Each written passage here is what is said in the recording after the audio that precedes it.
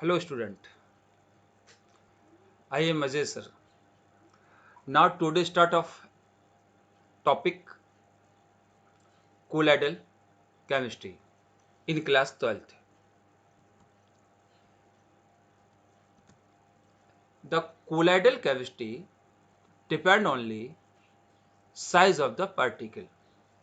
In the previous classes, we are study of type of solution. The two type of solution, one is a homogeneous, second is a heterogeneous. The homogeneous solution means generally called true solution. Second is a heterogeneous solution. Uh, One is the example of true solution or homogeneous solution, that is the weaker, and for solution one required is a solvent. The water here is a solvent. The size of the water particle less than to 1 nanometer. For solution we taken of here solute. Example, table salt or sodium chloride. The table salt or sodium chloride dissolve in a water. Then sodium chloride as a we have solute. The solute dissolve in a solvent and making of solution. The size of the solute particle is also less than to 1 nanometer. It means size of the solute and solvent particle less than to 1 nanometer, then they are formed homogeneous solution, generally called as a true solution. Another example is a heterogeneous solution. What is the means of heterogeneous solution? Uh, in a one example, the soil dissolve in a water और इसको आपने सेक कर दिया, बहुत हिला दिया. After some time, we are observe the soil particle automatically settle bottom of the container. It means solute and solvent what is separated to each other. It means the solute particle settle bottom of the container and separate from the solvent. Why? And solute particle is also seen by the naked eyes because the size of the solute particle more than to 100 nanometer. The solvent here, water, the water size always remain less than to 1 nanometer. The size of the solute and solvent, both particles are different to each other. Then that is the new class or categories of solution is called heterogeneous solution. Here the size of the solute particle more than to 100 nanometer. Then this heterogeneous solution is called suspension solution. Another is example, we are taking here starch powder and making of paste just like to toothpaste and divide in a small piece. One is a beaker and beaker on the tripod stand. That is the arrangement of heating of beaker. Here is taken of solvent water molecules and one is a glass rod. The small piece of starch dissolve in a heated water. The solute can be dissolved in a water and make of solution. The size of the particle here 1 to 100 nanometer, but size of the water remain is less than to 1 nanometer. It means the size of the solute and solvent different to each other. What size of the solute particle 1 nanometer to 100 nanometer, then heterogeneous solution is called colloidal solution. Now we are start of the study of colloidal chemistry. The example, homogeneous and heterogeneous type solution. Homogeneous generally called true solution, heterogeneous two type, colloidal and also suspension solution. The type of the solution mainly depend on the size of the particles. If the size of the particle less than to 1 nanometer, then solution is called true solution. If size of the solute particle more than 100 nanometer, then it is called suspension solution. If size of the solute particle would be into 1 to 100 nanometer, then it is called colloidal solution. Then the solution classify on the basis of the size of the particles. Number second difference, visibility. The solute cannot be seen by the naked eye in a true solution. For some time, the solute particle visible to naked eye and can be seen by microscope in a suspension solution, just like to dust. And also, solute particle invisible to naked eye and their scattering effect can be seen by microscope in case of colloidal solution. Colloidal solution में हम particles को ना देख के उसके द्वारा जो scattering of light होती है उसके द्वारा उसको देखते हैं. ये आगे अपने आप आएगा. Separation.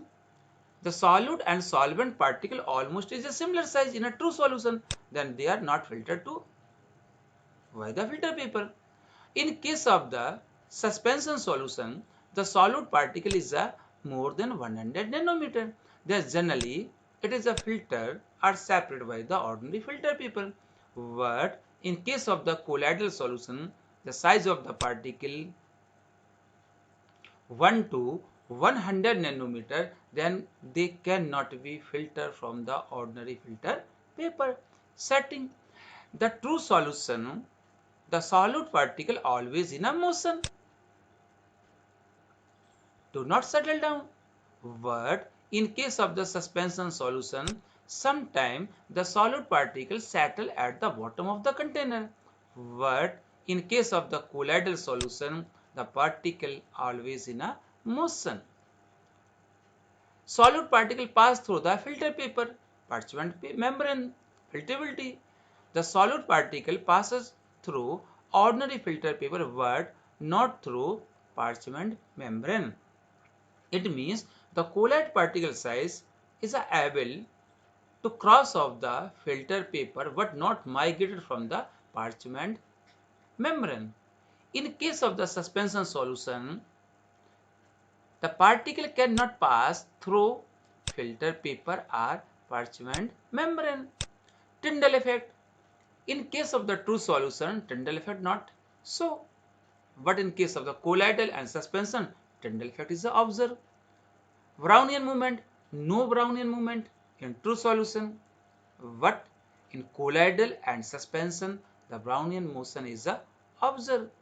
Tyndall Brownian motion, it is a study in after the colloid properties. In colloid properties, colloidal chemistry general introduction is the type of the colloids. It depends on the disperse phase and also dispersion medium. The one is a new terminology, disperse phase and dispersion medium. What is the means of the disperse phase and dispersion medium? That means we are study of the preparation of colloidal solution of starch. In case of the starch solution, we taken is a beaker and put stand, and that is the arrangement for heating. And starch powder making is a paste. One is a glass rod. The small piece of starch dissolve in a heated water. The starch particle dissolve in a water and form is a solution. Who is solvent? Definitely water. Who is solute? Definitely is a starch. And solution is called colloidal solution. But in case of the colloidal chemistry, the solvent is called dispersion medium and starch is called disperse phase. The starch is disperse phase, water is a dispersion medium, then starch disperse phase disperse in water dispersion medium and form colloidal solution. It means here is a two term used. One is a disperse phase, second is a dispersion medium. On the basis of the disperse phase and dispersion medium, the colloidal solution classify in various categories. One is a emulsion. Emulsion means the dispersion medium generally called is a continuous phase. Example, oil disperse phase dissolve in a or disperse in a water. Water behave as a solvent or dispersion medium or continuous phase. The oil disperse in a water, then liquid dissolve in a liquid, then it is called emulsion. Example number 2, gel. If the liquid disperse in a solid dispersion medium, then this type solution is called gel. Number 3, aerosol. Liquid or solid disperse phase disperse in a gas medium, dispersion medium, then is called aerosol. Sol. The solid disperse phase disperse in liquid dispersion medium or continuous phase, then it is called sol. Number 5, solid sol. Solid disperse phase disperse in solid dispersion medium, then it is called solid sol. Number next, form. Who is form? Gas disperse phase disperse in liquid dispersion medium, then it is called form. Next one is a solid form.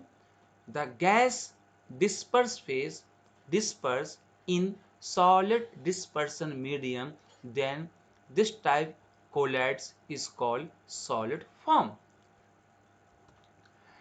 Same is here. One is a dispersion medium, second is a disperse phase. Dispersion medium is a gas, disperse phase is a different. The liquid disperse phase means just like to solute. Dispersion medium, solvent. Clear? The liquid disperse phase disperse in a gas dispersion medium, who is from aerosol. Example, fog, spray, aerosol, and some air pollutants.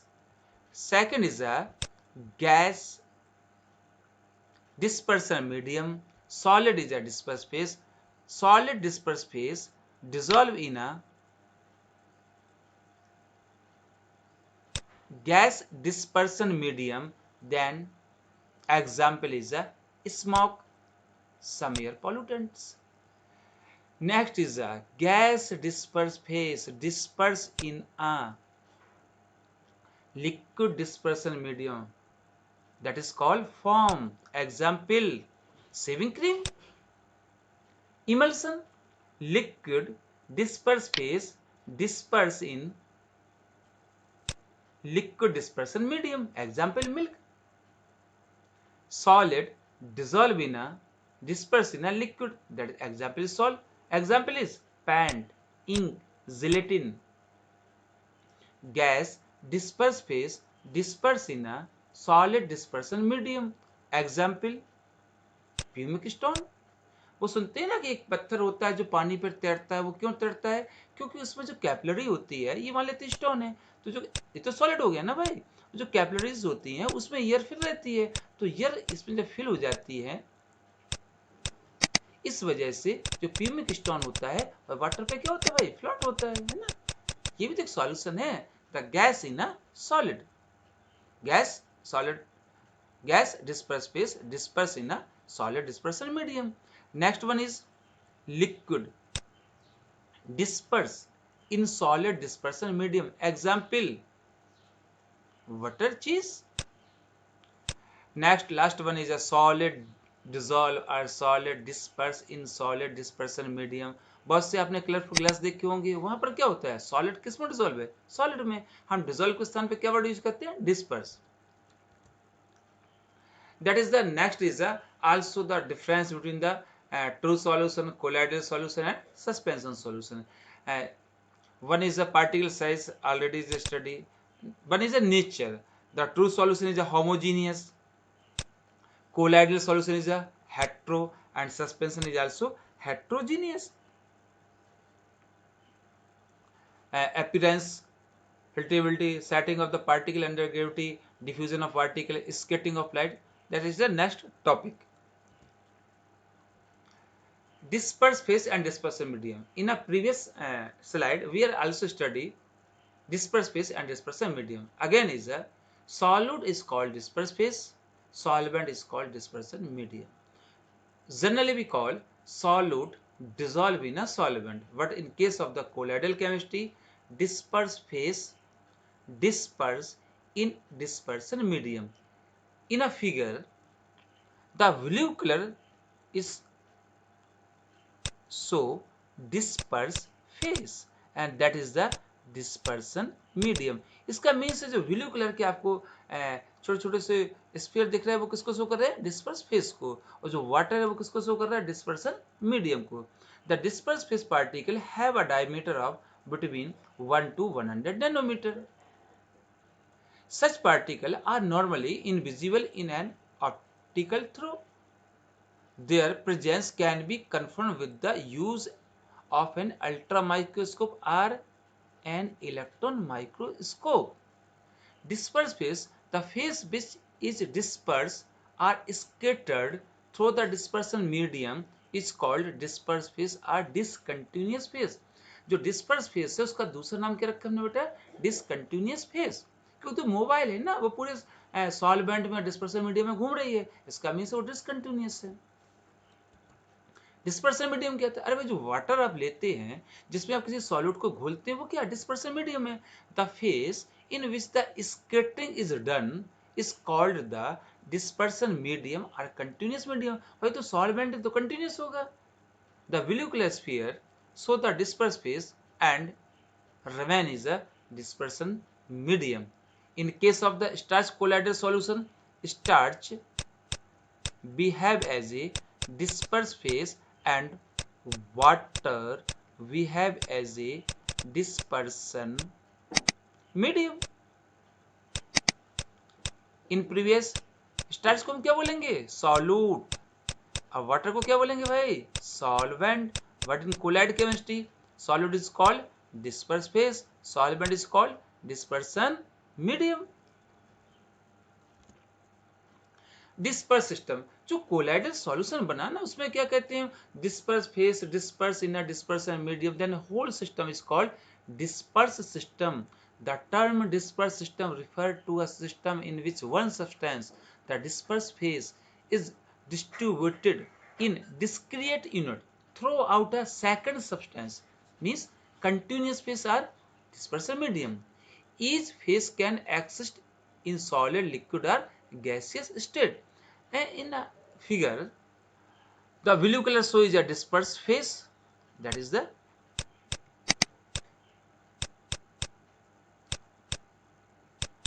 dispersed phase, and yellow color is show dispersion medium or continuous phase. तो इनके बीच का जो है ये क्या होगा, that is the phase separate. One is a dispersion medium, second is a dispersed phase. तो ये जो है आपका that is called interface, जहां पर सेपरेशन होता है दोनों का. Type of disperse system, one is a true solution, colloidal, and third is a heterogeneous solution. में कौन सा था, सस्पेंशन सॉल्यूशन. नेक्स्ट इज ये आपको थोड़ा सा और क्लियर हो जाए कि भाई क्या कैसा होता है. Comparison of the solution, true solution, colloids and suspension solution. In true solution, single atom, small molecules, ions, polyatomic ions. ये क्या लिखा है? That means the size of the particle less than to 1 nanometer, in suspension solution more than to 100 nanometer, collide between to 1 to 100 nanometer. कुछ example लिखे हैं आपके, है ना, कि कौन ट्रू सॉल्यूशन बनाता है, कौन कोलाइडल सॉल्यूशन बनाता है, कौन सस्पेंशन सॉल्यूशन को फॉर्म करेगा. नेक्स्ट स्लाइड में क्लियर होगा. It is also the classification of disperse system. Second is a dispersion medium. We are studies disperse phase and dispersion medium in a previous slide. What in case here? Formation of colloidal solution. One is required disperse phase. Second is required dispersion medium. In case of disperse phase, the disperse phase particle interact with another disperse particle. Dispersion medium, the one dispersion medium interact with another dispersion medium, that is called interaction between the particle. For colloidal solution, when disperse phase dissolve or disperse in dispersion medium, then the new type interactions is called between disperse phase and dispersion medium. यहाँ एक नए प्रकार का interaction होगा जब disperse phase को किसमें आप डिसॉल्व करेंगे, डिस्पर्स करेंगे डिस्पर्सन मीडियम में. If disperse phase easily disperse in dispersion medium and form is a colloidal solution, the name of it is called lyophilic colloidal solution. disperse phase बहुत आसानी से dispersion medium में घुल जाती है तो हम उसे क्या बोलते हैं, lyophilic solution. The disperse phase easily disperse in dispersion medium and formation of colloidal solution, then this type colloidal solution is called lyophilic sol. Here is, these are stable, strong sol. A strong interactions is present between the disperse phase and dispersion medium. बहुत interactions इसलिए तो आसानी से solution बन गया. Following are the properties of lyophilic sol. First is a surface tension. The surface tension lower than that of the medium. यानी आपका जो surface tension solution का है वो कम हो जाता है. Viscosity higher than medium, medium से थोड़ी ज्यादा होती है. Reversibility, these are reversible sol. When dispersion medium is evaporated and the solvent is added again, the same type of sol is formed. अगर मान के चलते हैं कि डिस्पर्सन मीडियम आपका वाटर था, कि इवोपरेशन से डिस्पर्सन मीडियम इवोपरेट हो गया, तो ओनली क्या रिमेन रहेगा, डिस्पर्स फेज. उसमें आप वाटर को ऐड कर देंगे, वो किसमें कन्वर्ट हो गया, आसानी से कोलाइडल सॉल्यूशन में. It is a reversible. Stability, interactions between the disperse phase and dispersion medium is very strong. Then lyophilic solution is a stable in a nature. Visibility, the particle are visible under an electron microscope. Addition of electrolyte, a small amount of electrolyte is required for the formation of sol. थोड़ी सी electrolyte की आवश्यकता होती है ताकि वो जो lyophilic solution है वो स्टेबल हो. Hydration, extraction hydration take place. Example, gum, gelatin and starch. Next is if dispersion medium is a water, then it is called hydrophilic colloidal solution. If dispersion medium is a water, then it is called hydrophilic solution. Second type is called lyophobic sol. What is the means of lyophobic sol? The disperse phase not easily disperse in dispersion medium. यानी आप आसानी से disperse phase को dispersion medium में dissolve और disperse नहीं कर सकते हैं. बहुत मुश्किल में कोलाइडल सॉल्यूशन बनते हैं. यानी डिस्पर्स फेज और डिस्पर्सन मीडियम में कोई ज्यादा इंटरेक्शंस नहीं है. What disperse phase disperse in a dispersion medium and making of the colloidal solution. फिर भी आपने बनाया, then is called lyophobic colloidal solution. The properties of this solution, surface tension it is the same, कोई interaction हुआ नहीं. Viscosity it is the same, क्योंकि interaction से नहीं है. Irreversible, the dispersed phase and dispersion medium, the interaction between the dispersed phase and dispersion medium is a very weak. Then the nature of the colloidal solution is a irreversible. एक बार dispersed phase dispersion medium से अलग हो जाती है तो आप उसको आसानी से फिर से colloidal solution में कन्वर्ट नहीं कर पाएंगे. Stability, there is a weak interaction between the dispersed phase and dispersion medium, hence lyophobic soil are unstable. Visibility, it is also seen by the ultra microscope. Migration, particle migrate either colloid and anode depending upon the charge on the salt particle. We will study of the migration and properties of the colloidal in a next colloidal properties topic. Action of electrolyte. What is the action of electrolyte? When the electrolyte is added to salt, coagulation take place. आप जैसे इसको मिलाएंगे तो coagulate हो जाएगा. Hydration, no interactions between dispersed phase and dispersion medium, no hydration of salt. Example, metallic salt like silver, gold, platinum, colloidal solution. If dispersion medium is a water, then is called hydrophobic colloidal solution. इसको क्या नाम देंगे? Hydrophobic देंगे. Next आ गया hydrophobic. Lyophilic collide जो आपका चल रहा था वही है. The term lyophilic means solvent loving, where there is a considerable attraction between the dispersed phase and dispersion medium. बहुत अच्छा इंटरेक्शन होगा, आसानी से कोलाइडल सॉल्यूशन बन जाता है.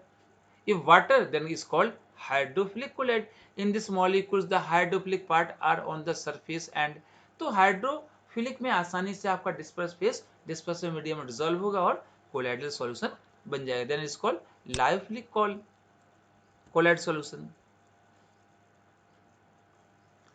That is the another example.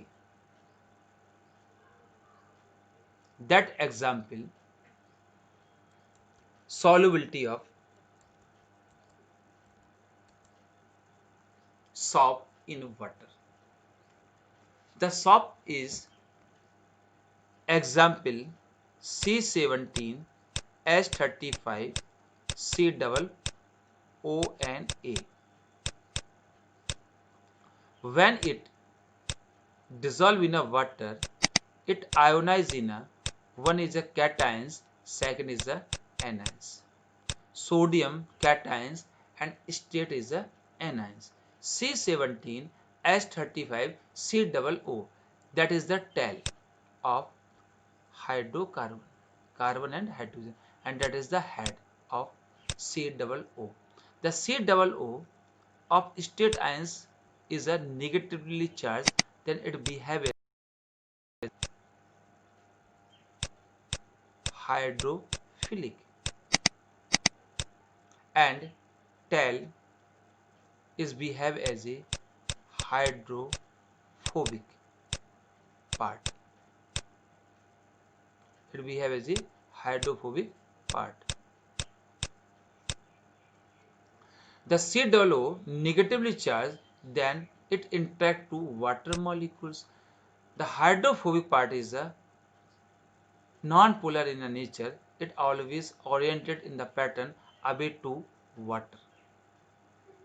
Then the state ions is represented by this figure.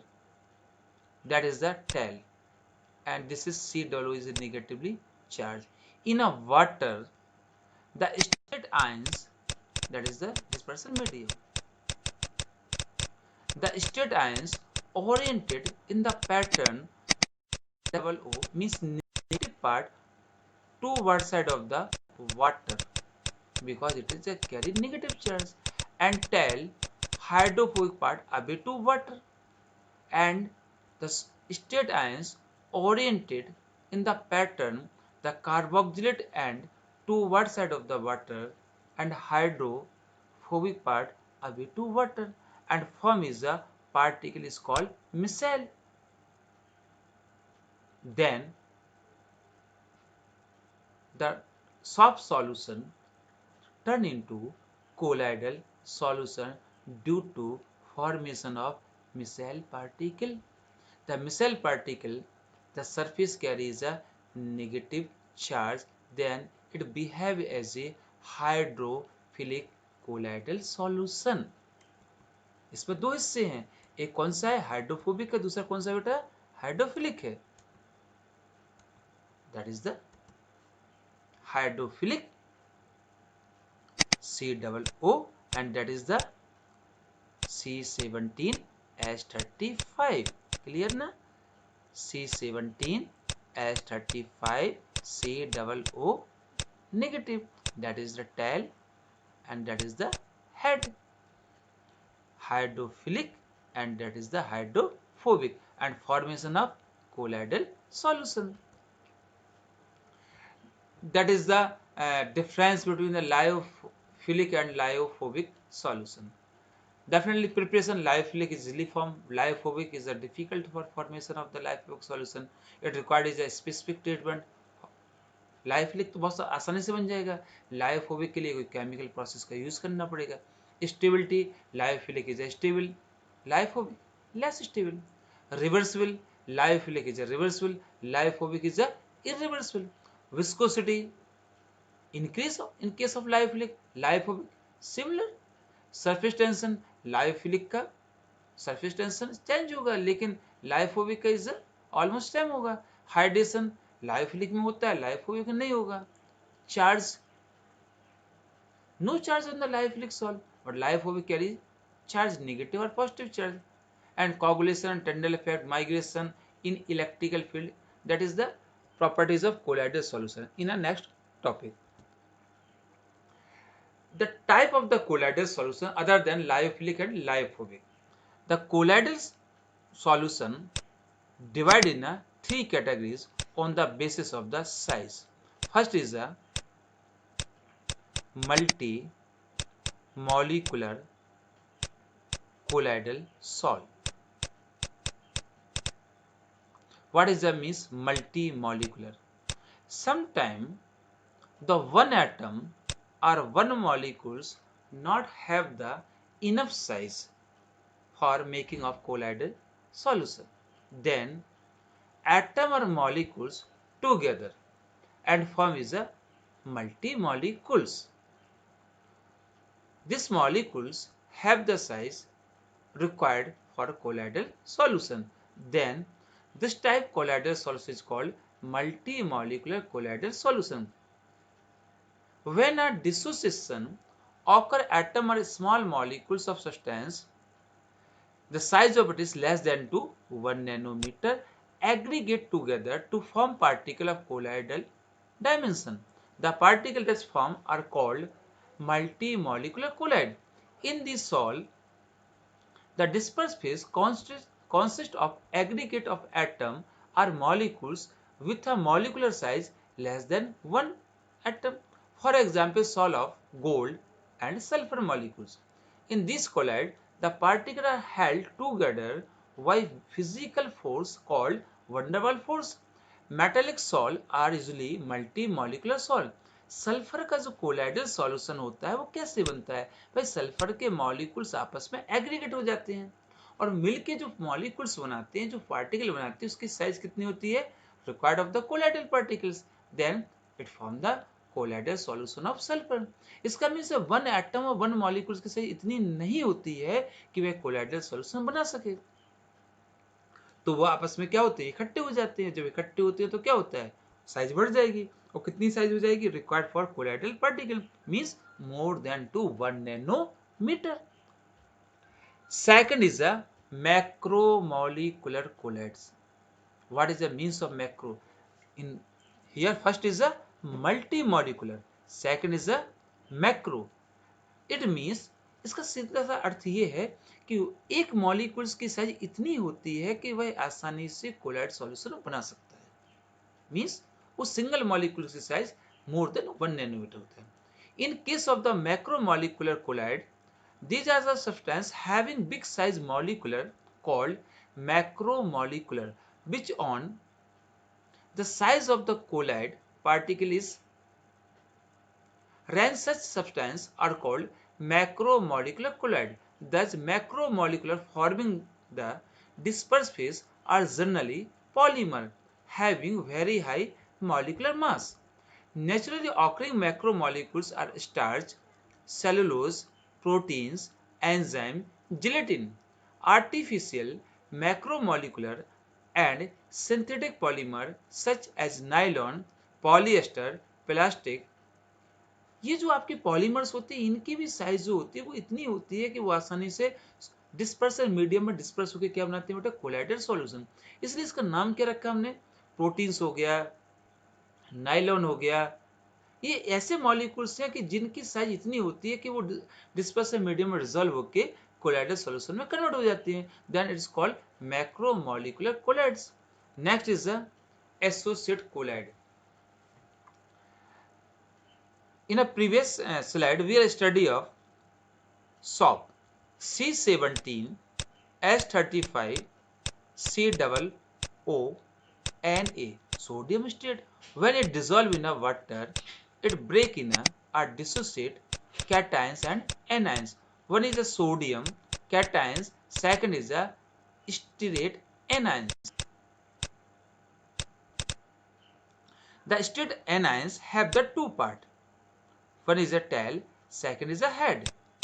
The head carries a negative charge, then it is interact with water molecules, then it is called hydrophilic part. C17H35 means hydrocarbon part. It is a hydrophobic because it is a nature is non-polar. The single state ions not a capable to making of colloid solution.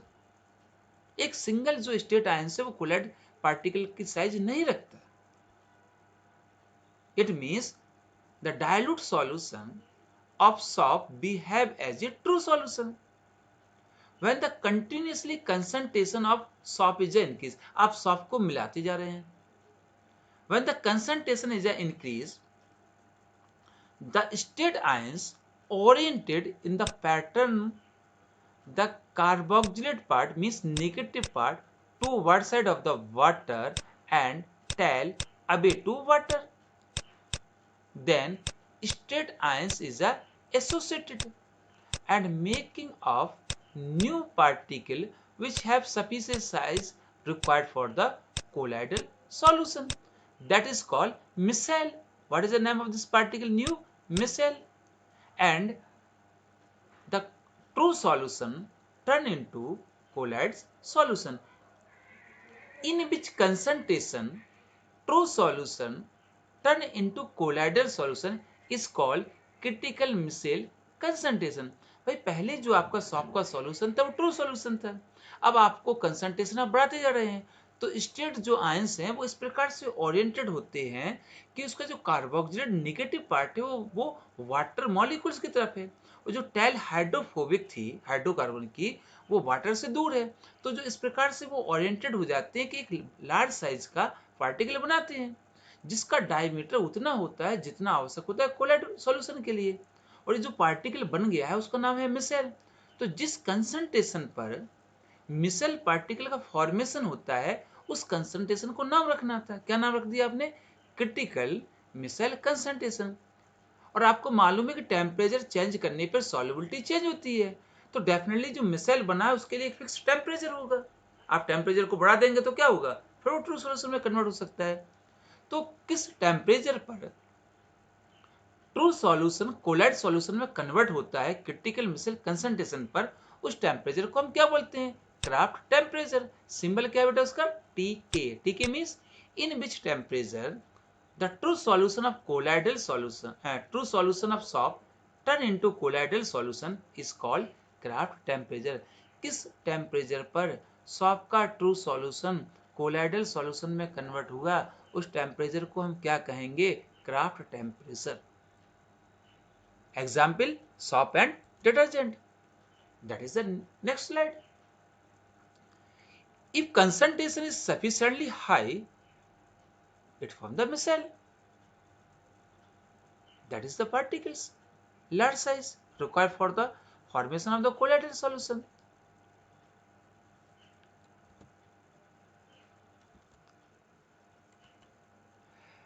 ये बेटा मैं अभी आपको बताया था कि जब hydrophilic समझाया था कि सॉफ्ट जो होता है वो उसके दो हिस्से होते हैं, हाइड्रोफिलिक होता है, दूसरा कौन सा होता है हाइड्रोफोबिक। तो ये आपकी टैल हो गई थी, ये जो बनी हुई थी ना ये टैल है, और ये क्या था आपका हेड। तो ये हाइड्रोफिलिक था, ये कौन सा था हाइड्रोफोबिक था। तो जैसे हम सॉफ्ट को वाटर में यूज करते हैं तो जो हाइड्रोफोबिक पार्ट है जो वाटर में सॉल्युबल नहीं है वो इस प्रकार से ओरिएंटेड होता है कि वह कहाँ चला जाता है अवे टू वाटर। जो नेगेटिव पार्ट था कार्बोक्सिलेट वो कहाँ जाता है toward side of the water. और क्या किसका फॉर्मेशन होता है मिसेल का। तो ये पार्टिकल्स जो आपको दिख रहा है मिसेल, इस पे कैसा चार्ज आएगा नेगेटिव चार्ज आ जाएगा। इसका मीन्स है ये मिसेल पार्टिकल कैसा है भाई, आप कहेंगे सर नेगेटिवली चार्ज है। अब टाइप ऑफ डिटर्जेंट, एनाइंस भी होता है, कैटायनिक डिटर्जेंट होता है, नॉन आयनिक भी होता है, कुछ ज्यूटर आयोनिक डिटर्जेंट भी होते हैं। एक क्रिटिकल मिसल कंसंट्रेशन है, किस कंसंट्रेशन पर ट्रू सॉल्यूशन किसमें चेंज होता है बेटा कोलैड सॉल्यूशन में। उसको क्या बोलते हैं क्रिटिकल मिसल कंसंट्रेशन बोलते हैं।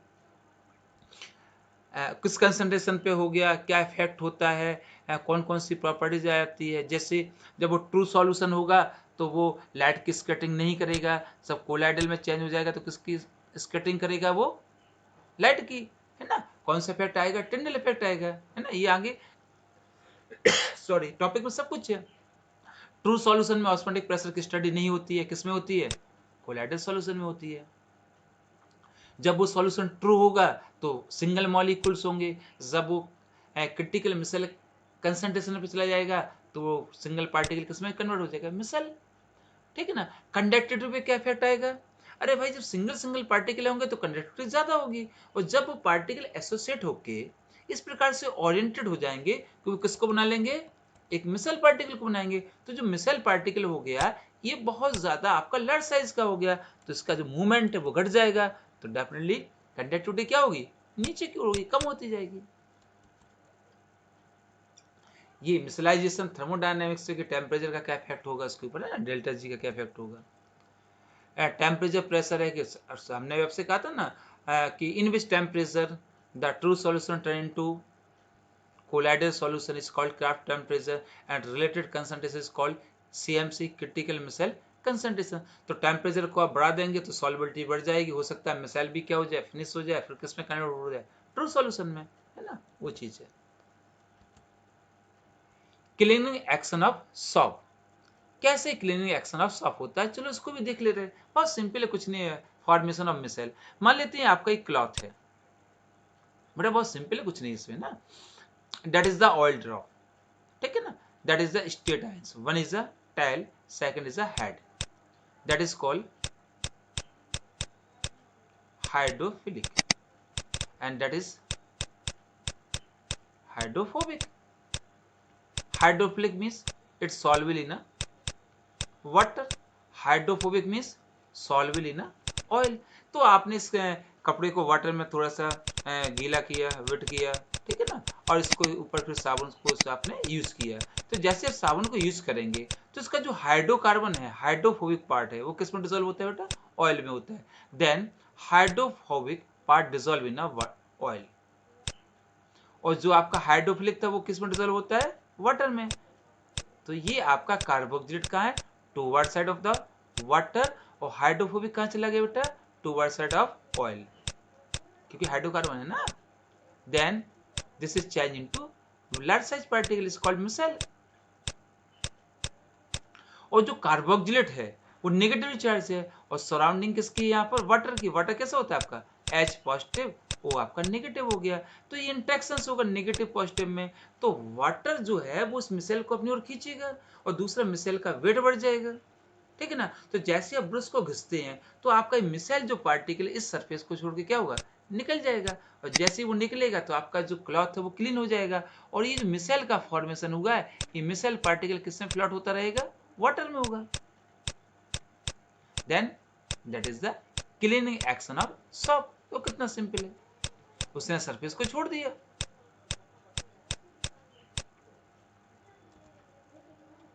Shop how does soft clean the formation of missile particles. Micelle particles negatively charge. तो मिसल पार्टिकल जब बड़ा होता है तो वो क्या होता है बेटा, छोटे छोटे हिस्सों में टूट जाता है, दैट इज कॉल्ड ग्लोबुल्स, है ना, 10th क्लास में था, आपको याद आया हो। इस प्रकार से ब्रेक हो गया, लार्ज पार्टिकल था ना मिसल, और आपका क्लॉथ क्या होगा, क्लीन हो जाएगा। सॉफ्ट का फॉर्मेशन कैसे होता है, तो आपको याद होगा एक 10th क्लास में था, स्ट्रीफिकेशन और सपोनिफिकेशन। ये कोई आपका एनिमल फैट है, आपने सोडियम हाइड्रोक्साइड उसको क्या किया, रिएक्ट कराया, तो क्या क्या बनता है, ग्लिसरॉल बन जाता है, और क्या बना, RCOON, सॉफ्ट।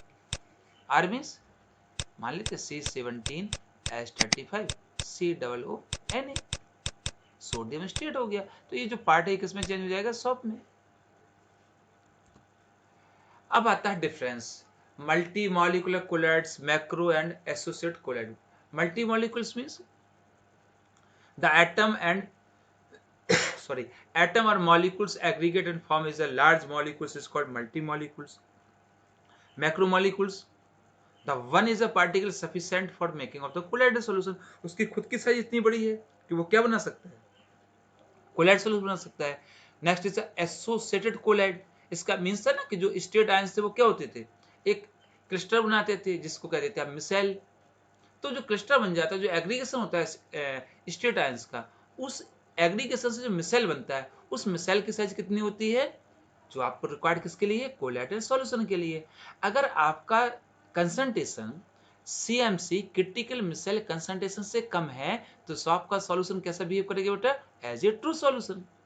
मल्टी मॉलिकुलर का दूसरा डिफरेंस क्या है, ये लाइफिलिक होते हैं, मैक्रो क्या होते हैं, लाइफोबिक भी हो सकते हैं। एसोसिएट में तो आपने देखा था ना, एक इसमें हाइड्रोफिलिक था, दूसरा कौन सा हिस्सा था, हाइड्रोफोबिक पार्ट था। मल्टी मॉलिकुलर कोलाइड्स में क्या है, मॉलिकुलर मास इज इंटरमीडिएट, इसका हाई मॉलिकुलर मास होगा ना, क्योंकि एक मॉलिक्यूल्स क्या है, सफिशिएंट है क्या करने के लिए, कोलाइडल सॉल्यूशन बनाने के लिए। Associated colloid high molecular mass, high molecular mass का मीन्स हो गया कि इसका मास ज्यादा होगा। Next is a multi molecular colloid, इस वीक वंडरवाल फोर्स से वो क्या होते हैं, अट्रैक्ट रहते हैं। मैक्रो मॉलिक्यूल्स में क्या है, held by strong van der Waals force, और एसोसिएट में van der Waals force increase with increase in a concentration. पहले वो ट्रू सॉल्यूशन में था, आपने कंसंट्रेशन को इंक्रीज कर दिया, आपके आयंस एसोसिएट हो गए, एक लार्ज पार्टिकल्स को बनाते, जिसको हमने नाम कह दिया था बेटा मिसाइल। अनदर डिफरेंस क्या हो सकता है, आपके सामने है, एग्जाम्पल है, मल्टी मॉलिक्यूल्स कौन सा था, एक सल्फर था, गोल्ड हो गया। मैक्रो में पॉलीमर्स हो जाएंगे, लाइक नाइलॉन, स्टार्च, रबर या प्रोटीन्स। और एसोसिएट में तो सॉप और आपने डिटर्जेंट का देखा ही है। नेक्स्ट है preparation of colloidal solution, condensation method. In this method small solute particle are condense to form a disperse phase. Condensation means हो गया कि छोटे छोटे पार्टिकल कंडेंस होंगे, एक होता है ना एवोपरेशन, दूसरा क्या था, कंडेंसेशन प्रोसेस था। तो वो जो पार्टिकल बनाएंगे उसकी साइज कितनी होगी, required for colloid solution. Chemical method, by oxidation, colloidal sulfur can be obtained by passing oxygen gas through a solution of hydrogen sulfide. In this method, any oxidizing agent like nitric acid or ये बेटा bromic acid है ना, can also be used. The H2S react with the oxygen and change into water plus sulfur. Then formation of sulfur colloidal solution. Double displacement, अभी ये थोड़ा मांगे इस पर बोलेंगे, है ना। That is the arsenic oxide aqueous solution, warm or heated arsenic oxide aqueous solution and pass gas is a H2S gas. When the gas is passed, the arsenic oxide change into arsenic sulfide and arsenic sulfide appear in a golden alloys colloidal solution. यानी जो arsenic sulphide का colloid solution है वो yellow colour का होता है। तो ये कौन सा था आपका, double decomposition. Next is a by reduction. Reduction में किसका, हमें गोल्ड का चाहिए, तो हम क्या करते हैं, उसको स्टेनस क्लोराइड से रिएक्ट कराते हैं। स्टेनस किस में चेंज हो गया, स्टेनिक में, तो आपका क्या बनेगा, auric to auric chloride to auric gold solution. या फिर और क्या कर सकते हैं रिडक्शन के लिए, ऑरिक क्लोराइड के हमने कोलाइड सॉल्यूशन को ले लिया, फॉर्मेल्डिहाइड से रिएक्ट करा दिया, तो क्या बन जाएगा, गोल्ड का कोलाइडल सॉल्यूशन। प्रोसेस क्या, रिडक्शन। तो रिडक्शन क्यों कर रहे हैं आप, ऑरिक क्लोराइड है ना, ऑरिक पे कितना होगा, 3+ का होगा, किसमें चेंज हो रहा है, ऑरिक में, कितना इलेक्ट्रॉन रिक्वायर्ड, 3 इलेक्ट्रॉन, प्रोसेस कौन सा होगा, रिडक्शन होगा। By hydrolysis, many salt solutions are rapidly hydrolyzed by boiling a dilute solution of their salt, for example ferric hydroxide and aluminum hydroxide salt are obtained by boiling solution of the corresponding chloride। Ferric chloride को आपने लिया, water के साथ इसको heat कर दिया, तो क्या बन जाएगा, फेरिक हाइड्रोक्साइड का कोलाइडल सॉल्यूशन है। बाकी आगे सब कुछ आएगा, है ना, ये अभी हो गया था। अभी एक्चुअली में है क्या डबल डिकम्पोजिशन, थोड़ा सा इसको हम एक्सप्लेन करते हैं, इसको बेटा सुनना। That is the one is the example, weaker and we taken here aqueous solution of arsenic oxide. The arsenic oxide AS2O3, that is the arrangement for heating process, and the H2S gas pass in a arsenic oxide solution. When H2S gas is a pass, the arsenic oxide react with H2S gas and form is a LOS golden color colloidal solution of arsenic sulfide, that is called double decomposition। Arsenic oxide का equal solution लेके उसको थोड़ा गर्म करते हैं और फिर H2S gas को आप पास कर देते हैं। जैसे आप H2S गैस को पास करते हैं, क्या होता है, वह आर्सेनिक सल्फाइड के कोलाइडल सॉल्यूशन में कन्वर्ट हो जाता है। इसका मीन्स, इसको बेटा इस थोड़ा और क्लियर कर लेना, आर्सेनिक ऑक्साइड को हम वाटर में जब डिजोल्व करते हैं तो गर्म करके डिजोल्व करते हैं, फिर उसको ठंडा कर लेते हैं, फिर किसको पास करते हैं, H2S को। हीट इसलिए है क्योंकि आर्सेनिक ऑक्साइड का हमें क्या बनाना है, एक सैचुरेटेड सॉल्यूशन बनाना है, तो हीटिंग कर लिया है ना, उसको फिर ठंडा कर लिया, फिल्टर कर लिया, फिर किसको पास करेंगे हम, H2S गैस को। क्योंकि आप देख रहे हैं कोल्ड सॉल्यूशन लिखा है तो आप कंफ्यूज नहीं हुई है, मीन्स हमें आर्सेनिक ऑक्साइड को पहले गर्म पानी में घोलना है। एक्सेसिव कूलिंग, कभी कभी हम कोलाइडल सॉल्यूशन बनाना होता है तो क्या करते हैं, हम उसको थोड़ा कूल कर लेते हैं, एटम और जो मॉलिक्यूल्स होंगे वो क्या होंगे, कंडेंस हो जाएंगे। जब कंडेंस होंगे तो पार्टिकल की साइज बढ़ जाएगी, ओके, इनफ हो जाएगी किसके लिए, जो कोलाइडल सॉल्यूशन के लिए रिक्वायर्ड है। एक्सचेंज ऑफ द सॉल्वेंट, कभी सॉल्वेंट को एक्सचेंज करके कोलाइडल सॉल्यूशन बनाते हैं। By change of physical state, आप फिजिकल स्टेट को चेंज कर सकते हैं, जैसे sol of substance like mercury and sulphur are prepare by passing the vapour through cold water. आपने वेपर को पास किया और वेपर जो है उसमें किसी स्टेबलाइजर को मिला दिया, जैसे अमोनियम सॉल्ट को मिला दिया, तो वो स्टेबलाइजर जो होता है जब वेपर उसमें पास होंगे तो कंडेंस हो जाएंगे, और जो साइज बनता है पार्टिकल की वो तो सॉलिड फॉर्म में आएगा ना सल्फर, तो जो साइज बनेगी पार्टिकल कितनी होगी, required for the colloidal solution. अब ये है डिस्पर्सन मेथड, एक मिल है मैकेनिकल डिस्पर्सन। इसमें ये जो आपके लगे हुए ये अपोजिट डायरेक्शन में रोटेट होते हैं, तो यहां से आप क्या करेंगे, जिसका कोलाइडल सॉल्यूशन मिलाना बनाना है उसको आप यूज करेंगे, तो डिस्पर्स स्पेस होगा, डिस्पर्सन मीडियम हो गया, ये अपोजिट डायरेक्शन में मूव कर रहे हैं, यहाँ जो गैप है उसकी साइज को रेगुलेट कर लेंगे, तो जो पार्टिकल निकलेंगे वो कितने निकलेंगे, 1 to 100 नैनोमीटर, तो डेफिनेटली क्या बनेगा, कोलाइडल सॉल्यूशन बन जाएगा।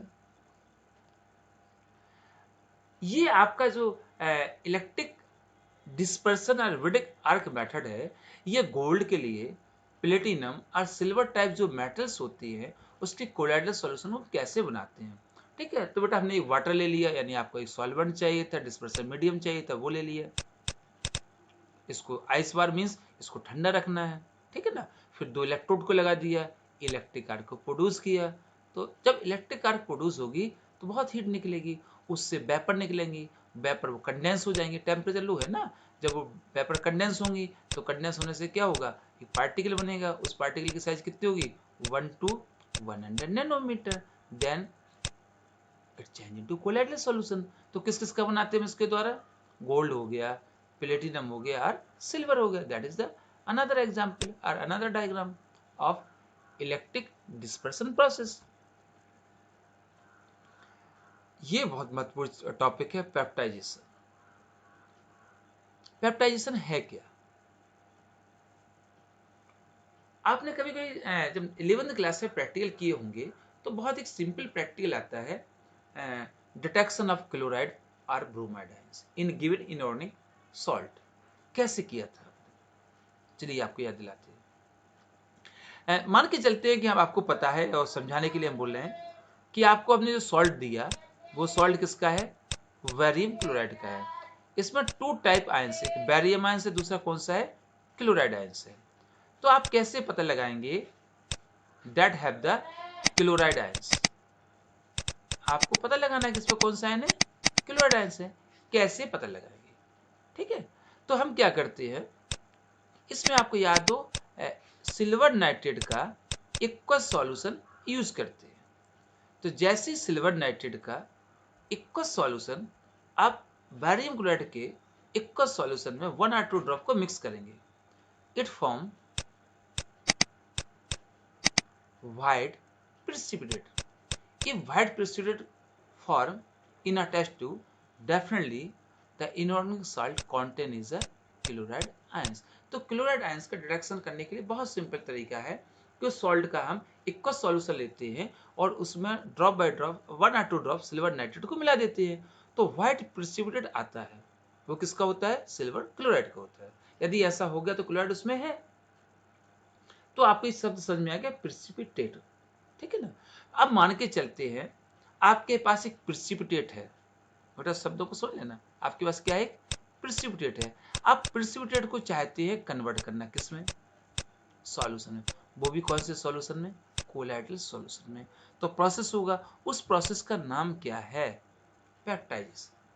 आपके मन में आया कि भाई सिल्वर क्लोराइड का जो हमारा व्हाइट प्रिसिपिटेट बन गया है, हम चाहते हैं इसका कोलाइडल सॉल्यूशन बना लें, तो कोई प्रोसेस का नाम रखना होगा ना। उस प्रोसेस का नाम क्या रखा हमने? पेप्टाइजेशन। अब पेप्टाइजेशन को समझने के लिए एक एग्जाम्पल को समझते हैं। एग्जाम्पल क्या है? एग्जाम्पल ये है कि आपने फेरिक हाइड्रोक्साइड FeOH का होल 3, फेरिक हाइड्रोक्साइड, इसका आपने रेडिश ब्राउन कलर प्रिसिपिटेट को ले लिया, कोई बात नहीं। इस प्रिसिपिटेट को आप चाहते हैं किस में कन्वर्ट करना? कोलाइडल सॉल्यूशन में। कैसे चेंज करेंगे? तो हम फेरिक हाइड्रोक्साइड के प्रिसिपिटेट को हमने ले लिया, मान लेते ले लिया है, ठीक है ना? That is the precipitate of ferric hydroxide. फिर हमने एक दूसरा व्हीकल लिया और उसमें FeCl3 फेरिक क्लोराइड का सॉल्यूशन बनाया, that is the true solution of ferric chloride, and we are added ferric chloride solution in fresh reddish brown precipitate of ferric hydroxide. When we added ferric chloride solution in precipitate of ferric hydroxide, तो मान लेते हैं that is the particle of ferric hydroxide, लिख दे रहे FeOH का whole 3। ये ferric hydroxide का reddish colour का एक पार्टिकल्स है। ये पार्टिकल्स जैसे आप FeCl3 को मिलाएंगे तो ये अपनी सरफेस के ऊपर Fe आयंस को एब्जॉर्ब कर लेता है। ये सिलेक्टिव एब्जॉर्प्शन कहलाता है। सिलेक्टिव का मीन्स क्या, अभी आगे हम बोलेंगे, ठीक है ना? तो इसने फेरिक आयंस को अपनी सरफेस पे एब्जॉर्ब कर लिया। अब आपके मन में आएगा फेरिक आयंस कहां से आए? भाई ये FeCl3 है ना, that is the electrolyte. When FeCl3 ferric chloride dissolve in a water, it definitely ionize two ions. One is a ferric ion, second is a chloride ions. The ferric ions carries a 3 positive charge. The ferric hydroxide particle adsorb ferric ions on their surface. तो एक particle हो गया। अब मान लेते हैं हमें second particle को बना लें, that is also particle of ferric hydroxide. It also the adsorb ferric ions on their surface, definitely. तो वो भी अपनी सरफेस पे क्या करेगा? फेरिक आयंस को एब्जॉर्ब कर लेगा। जैसे ही वो फेरिक आयंस को एब्जॉर्ब करेगा,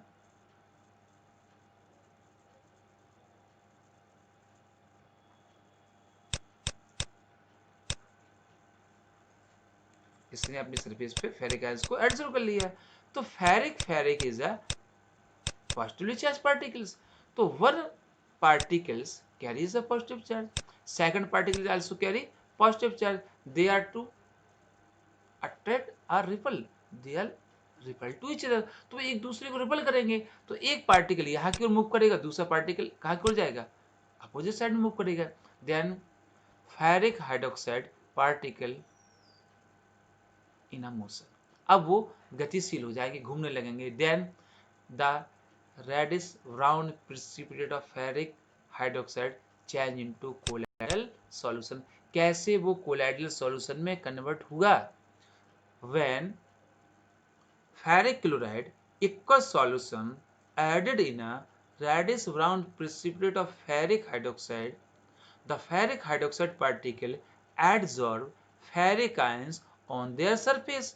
Then ferric hydroxide particle change into positively charged particle. All particles carry positive charge. Then positive charge repel to another positive charge particle. Then ferric hydroxide come in a motion and precipitate change into colloidal solution. This process called peptization. इसी को हम लोग नाम क्या देते हैं? Peptization. देखो इसमें साफ साफ लिखा है, ये किसका सॉल्यूशन बेटा? किसका पीपीटी है? फेरिक हाइड्रोक्साइड का। किसको मिला रहे हैं आप?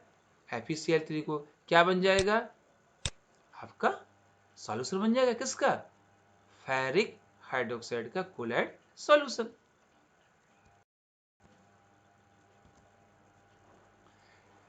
Next is a purification of collide.